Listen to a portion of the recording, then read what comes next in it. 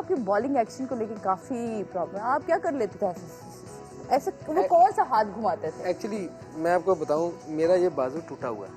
अगर आप कैमरा अगर देख सके तो ये देखें, ये सामने से हड्डी निकली। Yes yes yes yes. ये अब मेरा बाजू ये सीधा है।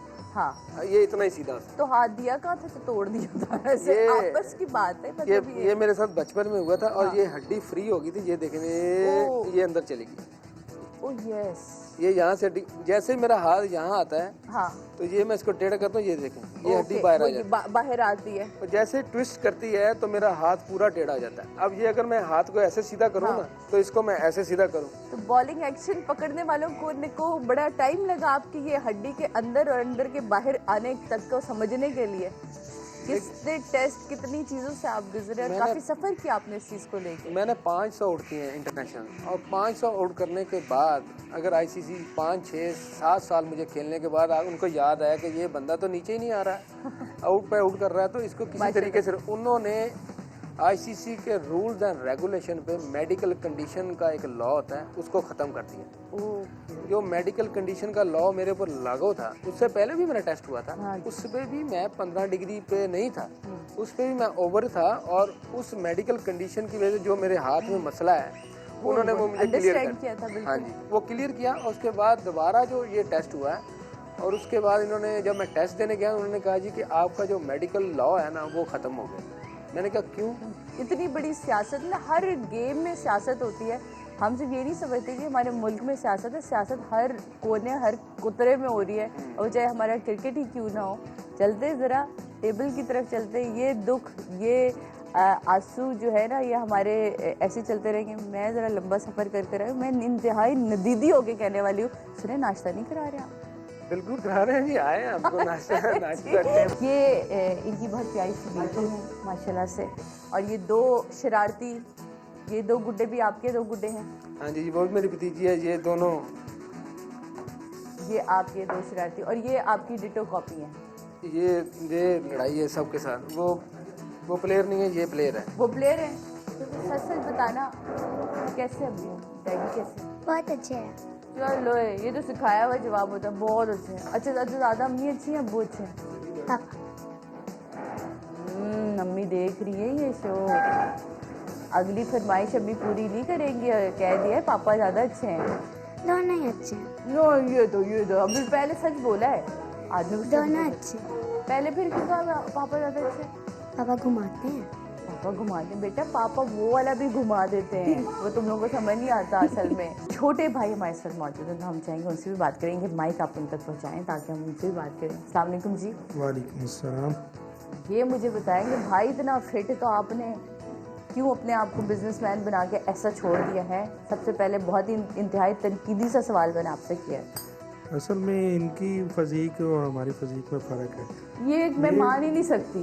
भाई पे कोई रोक शोक नहीं चलता है, भाई को नहीं ग्राउंड में घुमाते हैं, आप भाई से नहीं कहते कि 2 चक्कर तो आप भी लगा कर आए? अभी मैं आपको ये यहाँ से एक मेरे ऊपर कमरे में एक जिम है, वो मैंने जिम इसके लिए बनाया, स्पेशल मेरे लिए वो जिम बनाया। और जिम को फिर आपने लॉक कर दिया ना? बनाया भाई ने आपकी मोहब्बत में, और आपने जिम को लॉक कर दिया। दरअसल आराम पस्तों के लिए ना जिम बहुत मुश्किल है यार, ये कैसी बात है? तो जिस घर में ऐसा भाई मौजूद है वैसी मुश्किल नहीं हो सकती। मैंने इनकी हर मुश्किल की कोशिश की है कि इनका हल लेके आऊँ कुछ ना कुछ, और इन्होंने कहा यार मैं ग्राउंड में नहीं जा सकता। अच्छा, मैं ग्राउंड कर ले है, ग्राउंड कर आ जाऊंगी। और इसके लिए मैंने ये गार्डन, मैंने कहा वॉक किया करो अर्ली मॉर्निंग, मतलब ये नमाज पढ़ के आते हैं, बिल्कुल आके ये गेट से ऊपर एक इस तरफ जाता रास्ता, एक इस तरफ, ये इस तरफ वाला लेते हैं, वो मुश्किल है थोड़ा क्योंकि वो सीढ़ियाँ चढ़ के ऊपर जाके जिम में जाना होता है। अच्छा, जब टूर्स पे जाते हैं बड़े मज़े के वाक़यात होते हैं, क्योंकि मेरी काफ़ी दोस्ती रही, अकरम से बहुत अच्छी दोस्ती है, खान साहब से बड़ी दफ़ा मुलाकात हुई, तो उनके पुराने किस्से सुन के मैं तो हंस के लोट पोट हो जाती हूँ। कोई ऐसा वाक़या जो आपको याद पड़ता हो जिसमें मतलब कंट्रोल ही ना हो कि ये कैसे हो सकता है? बहुत सारे ऐसे हैं। इसमें एक दफ़ा हम बांग्लादेश में मैच खेल रहे थे, मैंने ना वो इंग्लैंड के खिलाफ एक नई वैरायटी मैंने शुरू की थी कि ये तीसरा है। एक्चुअली वो वैरायटी नहीं थी, हमने उनको थोड़ा बेवकूफ़ बनाने के लिए ना मैंने थोड़ी देर पहले टूर्नामेंट से ना उनको छोड़ दिया था कि हम ये करेंगे, मैं ये करूँगा। उनको साइकोलॉजिस्ट जो ना साइकोलॉजिकली साइकोलॉजिकली उनको मैंने ना तो वो देने के लिए ना वो एक दफ़ा शाइन मोहन ने भी किया था उनके साथ, तो उसमें बड़ा कामयाब हुआ था और मैं भी कामयाब हुआ था। और वही वैरायटी सेम मैंने करने के लिए मिसबा को बांग्लादेश में कहा, एक मैच हो रहा था कि मैं मिसबा यार मैं तीसरा करने लगा हूँ, तो मेरी तरफ देख के कहता फिल्टरों को तो सीधे जो चौका बजने लगा तो मैं और मुझे उसी बॉल पे एग्जैक्ट चौका लग गया और मैं ग्राउंड में सबसे लड़ रहा हूँ और सारे खड़े हो गए ना बुला के पास, उसने पास बुलाए सारे बुला के मेरे ऊपर हंस रहे थे सारे। मुझे बड़ा मैंने कहा यार ये क्या है, ये वो कुछ चीजें होती है जो हम टीवी पे देख रहे होते हैं लेकिन हमें पता नहीं होता कि अच्छा। और हम सब मेरे तो कुछ मीटिंग शीटिंग हो रही है, ये कोई ना अगली बॉल की मीटिंग हो रही है कि नहीं यार अब ऐसे नहीं ऐसा कर लेना, तो वो असल में ये तो हंसी मजाक जोक सब चल रहे होते हैं। एक्चुअली मैं बिलोंग टू फैसलाबाद और फैसलाबाद में ये स्टेज ड्रामे वगैरह जुगते ना हो तो वो फैसलाबादी का वो उस वजह से मैं टीम का एक दिल होता था ना, वो था कि जब कभी कोई मुश्किल आती थी ना प्रॉब्लम, तो मुझे कहते थे यार टीम थोड़ी टेंस, थोड़ा इनको थोड़ा हंसाओ। तो कोच भी मुझे बुला के यही कहता था कि यार थोड़ा सा इनको ज़रा सीधे करो। मैं फिर वो क्योंकि मैंने मीटिंग में कहा होता था कि कोई भी सईद अजमल की बात पे गुस्सा नहीं करेगा ड्रेसिंग रूम में, और जो कहा जा रहा है वो हमारी मर्जी से कहा जा रहा है। और इसकी वजह से फिर मैं सबका लाड रहा था और प्लस अल्लाह का शुक्र है कुछ बॉलिंग भी मैं थोड़ी बेहतर करता था, और जिसकी वजह से टीम में मेरा कोई एक अच्छा वो इमेज था, जिससे अल्लाह का शुक्र है जितनी देर खेला हूँ मैंने टीम को उठा के रखा हर जगह, चाहे हारे चाहे जीते। उसमें हार जीत हम रखते ही नहीं थे। और ये था कि उसके बाद शाम को कमरे में बुला के हम बड़े गप्पे लगाते थे, खुश होते थे, एक दूसरे पे चाय पिलाता था। और मेरी एक अच्छी आदत ये थी कि मैं घर से अपनी टीम के बंदों के लिए चाय और बिस्किट वगैरह सारे कुकीज़ लेके जाता था। एक सवाल, जब आप क्रिकेट नहीं खेलते थे, डोमेस्टिक भी नहीं खेलते थे, पाकिस्तानी टीम की तरफ से भी नहीं खेलते थे, आप जब खुद एक एज अ व्यूअर मैच देखा करते थे, इमरान खान का, जावेद मियादाद का, ये इन पुराने लोगों का, जब आप मैच देखा करते सच सच बताइएगा, जब हमारी टीम डाउन होती थी तो दिल यही कहता था ना बिग गए ने, इन्होंने गलत किया है, आज ये हो गए, ये सब होता था या नहीं? नेचुरली ये फीलिंग आती थी या नहीं आती? एक्चुअली होता तो था, बट ये है कि मैं छोटी ऐसे क्रिकेट खेलता था और मुझे शुरू से शौक था। और मैं आपको एक बात बताऊं सच, मुझे कभी भी पाकिस्तान खेलने का शौक ही नहीं। पहली दफ़ा जब इन्होंने इंटरनेशनली खेला, क्या फीलिंग थी, क्या जज्बात थे, कैसा महसूस किया था, ये सब कुछ जानेंगे हम। लेकिन ये सब कुछ होगा एक छोटे से ब्रेक के बाद। हमारे साथ रहिए। स्पोर्ट्समैन को ऐसा होना चाहिए, फिट।